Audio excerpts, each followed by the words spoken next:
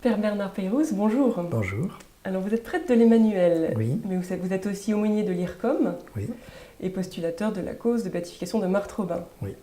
Mais vous êtes avant tout historien de formation, et donc c'est à ce propos que nous vous rencontrons aujourd'hui, car dans quelques jours, le pape François va se rendre à Lund, en Suède, pour commémorer l'anniversaire de la Réforme. Alors c'est un événement assez extraordinaire qui arrive, assez surprenant, mais puisque le pape va s'y rendre, justement nous sommes amenés à réfléchir à ce qu'a représenté la Réforme pour l'Église, pour le monde entier. Finalement, quels sont les changements et voire les bouleversements qu'ont occasionné la Réforme? Alors, avant de répondre à votre question, je voudrais dire d'abord que je ne voudrais surtout pas que mes propos soient polémiques. Donc je commence par dire d'abord que les protestants sont des gens tout à fait estimables et considérables au bon sens du mot. Ceci dit, il y a un certain nombre de choses qu'un historien peut dire aussi, positives ou négatives. Donc la première chose que la Réforme a représentée, c'est un gigantesque bouleversement dans les esprits, à plusieurs titres. Le premier titre d'abord, c'est qu'elle a provoqué de fait une division de l'Europe. L'Europe, jusqu'à la Réforme, est un continent relativement uni. À partir de la Réforme, elle n'est plus unie. Des courants complètement contradictoires s'opposent. Alors, il y avait déjà des courants nationaux, mais ces courants nationaux vont être exacerbés par les tensions religieuses. Et alors, ça va amener des guerres? Ça amène des guerres quelquefois extrêmement cruelles. Les guerres de religion en France ont été une véritable horreur qu'on redécouvre maintenant de plus en plus. Certains historiens disent qu'elles ont fait 1 million de morts, dont 90% au moins étaient catholiques. Même si le chiffre paraît excessif, les tensions engendrées par la Réforme, dans tous les domaines, ont été considérables. Ça, c'est un fait. Ensuite, après, la Réforme a eu des conséquences psychologiques importantes, dans la mesure où elle a probablement accentué ce qu'on appelle en philosophie le tournant subjectif. C'est-à-dire qu'à partir du nominalisme, à partir du début du XIVe siècle, le monde devient moins objectif et plus subjectif. Alors je dis ça de façon très très grossière, mais la Réforme, en mettant le libre examen au premier plan, a accentué sensiblement le courant subjectif, le tournant subjectif. Il se serait probablement produit de toutes les manières, puisque la Renaissance déjà le portait, mais la Réforme l'a accusé, et quelquefois, à mon avis, exacerbé. Et où est-ce qu'on le retrouve alors, ce dont vous venez de parler, où est-ce qu'on le retrouve dans la société, dans la philosophie? Vous le retrouvez dans le fait que l'individu devient le centre du monde. Et l'individu, c'est-à-dire, on va arriver au XXe siècle, après tout un glissement pendant plusieurs siècles, qui va être fait en grande partie par des philosophes d'origine protestante, en réalité, surtout allemands, à une société dans laquelle le centre du monde, c'est moi. Alors que dans la société médiévale, dans la société chrétienne, le monde est vu, quand il est bien vu, je veux dire, comme une fraternité, comme une famille. Et donc, on vit dans un ensemble. Tandis que là, au XXIe siècle, on a un monde dans lequel je vis pour moi. Alors, je pense que la Réforme n'y est pas pour rien. Alors, est-ce que c'est un lien avec le libéralisme économique? Oui, la Réforme a accentué le libéralisme économique. Quand on dit que la Réforme a développé le capitalisme et le monde occidental, ça c'est très contestable, parce qu'en réalité, au Moyen-Âge, on a déjà le prêt à intérêt, on a un développement bancaire considérable, et il y a un développement économique à certaines périodes du Moyen-Âge qui est considérable. Mais ce qui est vrai, c'est que la Réforme a accusé le phénomène de libéralisme économique. Elle ne l'a pas créé, mais elle l'a accusé, elle l'a augmenté. Je pense que beaucoup de choses se seraient passées sans la Réforme, mais je pense que la Réforme a accusé, augmenté une série de phénomènes. Et alors, est-ce qu'il y a donc des implications au niveau aussi donc philosophique ou anthropologique, théologique, parce que finalement aujourd'hui, les héritiers de la Réforme, quand ils se réclament de Luther, ils peuvent soutenir quasiment une chose et son contraire tout le même rapport?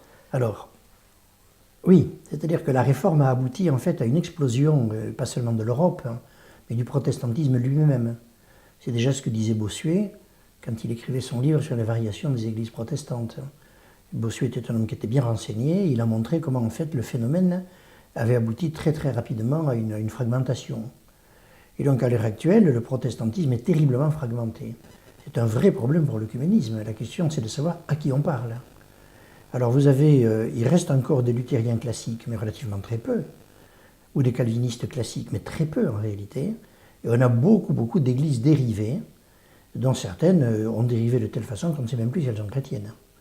Donc vous pouvez en effet, au nom du protestantisme, défendre tout et le contraire de tout, au nom, soi-disant, d'un esprit commun. Mais j'en doute. Oui, mais alors est-ce qu'il y a quelque chose de commun en fait à ce qu'on appelle le protestantisme? À l'heure actuelle, ça devient vraiment difficile à dire.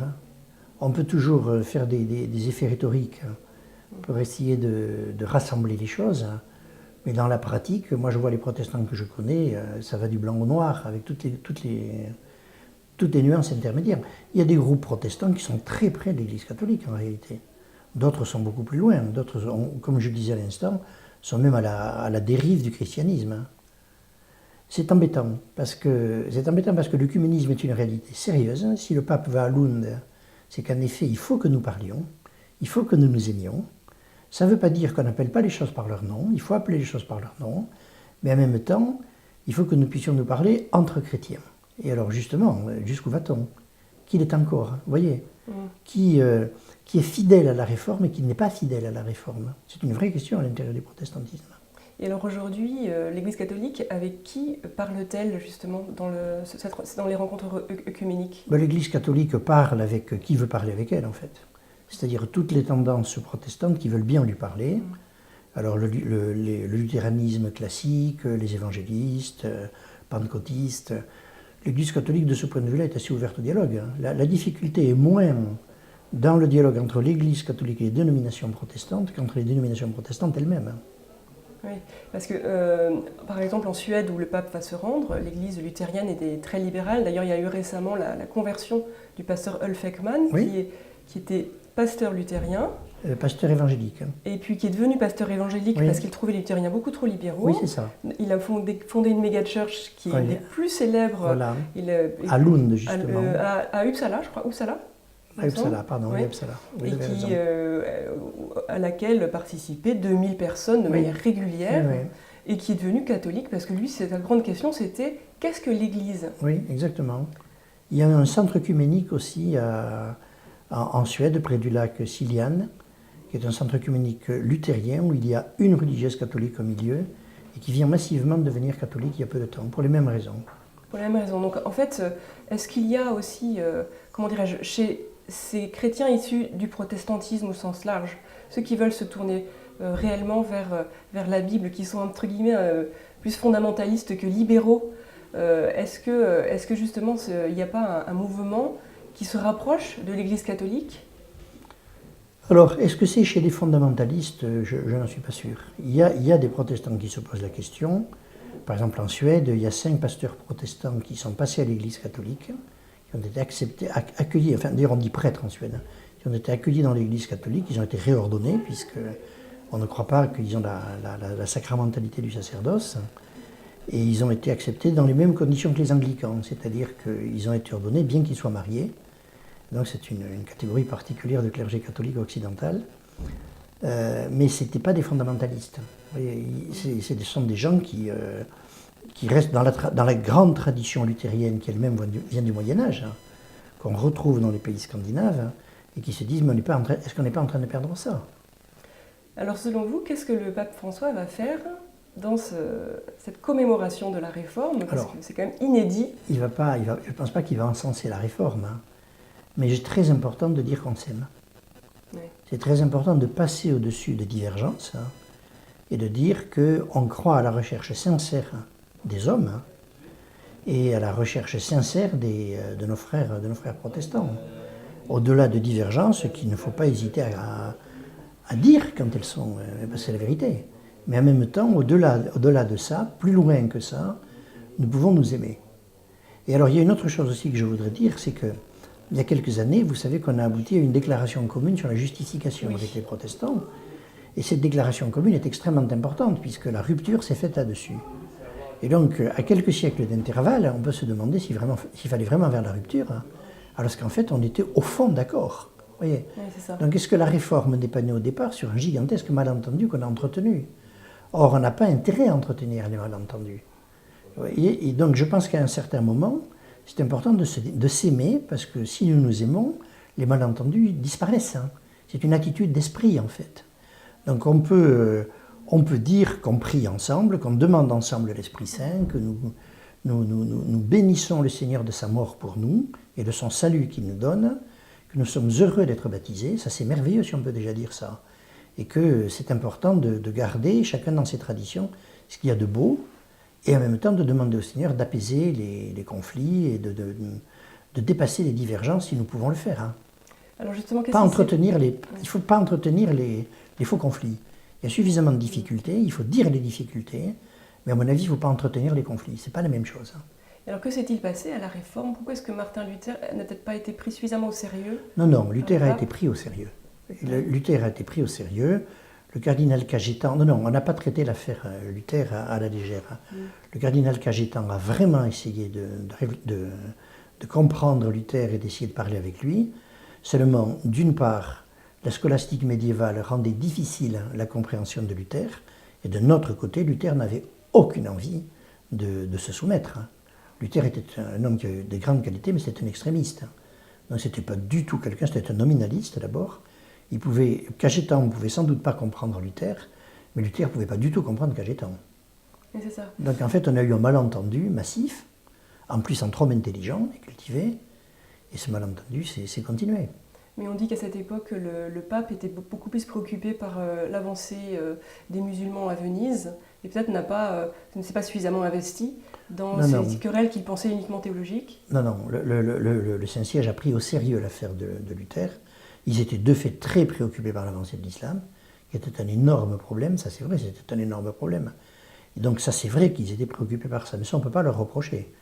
Mais on ne peut pas dire qu'ils n'ont pas pris l'affaire de Luther au sérieux, seulement ils n'ont pas su la régler. Et peut-être on ne pouvait pas la régler. Après, à distance, plusieurs siècles après, on s'est dit au fond, on n'était pas si loin que ça les uns des autres, on change le vocabulaire, on essaie de se comprendre. Vous voyez, on n'est plus du tout dans les structures mentales de la fin du Moyen-Âge. Alors là, on se retrouve. Hein. Mais on ne peut pas dire qu'ils n'ont pas fait d'efforts. Seulement, les efforts n'ont pas abouti. Alors vous dites qu'il y avait d'un côté un nominaliste et de l'autre côté la scolastique médiévale. Oui. Est-ce qu'on pourrait dire, on dit parfois décadente? Non, compliqué. Compliqué? Cajetan n'était pas un décadent.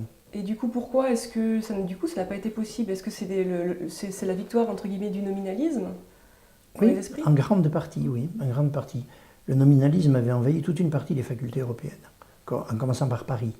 Alors il y avait un terrain nominaliste qui favorisait l'explosion protestante. Ça, c'est indiscutable, à mon avis. Et comment vous expliquez le succès du nominalisme? Ah, ben voilà une bonne question. Je ne sais pas, je ne l'explique pas. Ce que je constate, c'est que les facultés des arts, qui étaient donc le préalable aux facultés de théologie, ont été progressivement envahies par le nominalisme à partir du XIVe et du XVe siècle. Ça a inquiété même les pouvoirs publics, puisqu'en France, le roi Louis XI s'y était opposé. Mais on n'a pas pu l'arrêter. Je ne connais pas assez l'histoire de la philosophie pour avoir une opinion fondée là-dessus. Alors on parle aussi beaucoup de l'importance donnée par les protestants à la parole de Dieu. Oui. Est-ce que vous pensez que ça a pu influencer positivement l'Église catholique, ou est-ce que l'Église catholique aurait fait son chemin d'un autre côté? Je pense que l'Église catholique aurait fait son chemin, mais je pense que là pour le coup, je pense que ça l'a influencé positivement. Je ne voudrais pas être entièrement négatif. Je pense que l'explosion protestante est une catastrophe, hein, mais je pense aussi que le protestantisme a eu aussi des aspects positifs. Ça ne fait pas de doute, et en particulier dans son rapport avec la parole de Dieu, oui. Et est-ce qu'il y a aussi un aspect positif au niveau missionnaire? Pas tout de suite, hein, parce que donc, pendant les 2 premiers siècles, les protestants n'ont pas lancé de mission. Et plus que ça, le rapport avec les populations des pays nouvellement découverts, les populations indiennes, ont été extrêmement négatifs. Parce que Luther, qui croyait à la prédestination, comme Calvin, ne pensait pas que les païens étaient sauvés et sauvables. C'était d'ailleurs une opinion que partageait la question du petit nombre des élus, était une question théologique assez débattue à l'époque. Et alors en fait la situation a changé, tandis que les catholiques croyaient qu'on pouvait convertir les Indiens. Et donc les catholiques ont tout de suite lancé des missions, tandis que les protestants ont attendu 2 siècles avant de lancer les premières missions sur des missions danoises, sur la côte des Indes, au début du XVIIIe siècle. Alors après, le protestantisme a évolué. Il a évolué parce que, sous l'influence des mouvements piétistes, méthodistes et piétistes, parce que ces gens-là étaient des convertis. Et comme c'était des convertis, ils se sont dit, mais si nous sommes convertis, d'un christianisme tiède à un christianisme fervent, alors nous pouvons aussi convertir les indigènes, des gens non chrétiens, du non-christianisme au christianisme. Et donc, à la fin du XVIIIe, au début du XIXe, beaucoup des sociétés bibliques anglaises lancent un mouvement de mission qui a été absolument considérable au XIXe siècle, beaucoup appuyé par l'Angleterre. D'accord, mais finalement la mission, c'est fondamentalement catholique, on va dire. Au départ. Au départ, ouais. Au départ. Les protestants s'y sont branchés dessus 2 siècles après les débuts de la Réforme. Mais après, ils ont essayé de se rattraper. C'est ça. Merci beaucoup, Père Bernard Pérouse. Merci.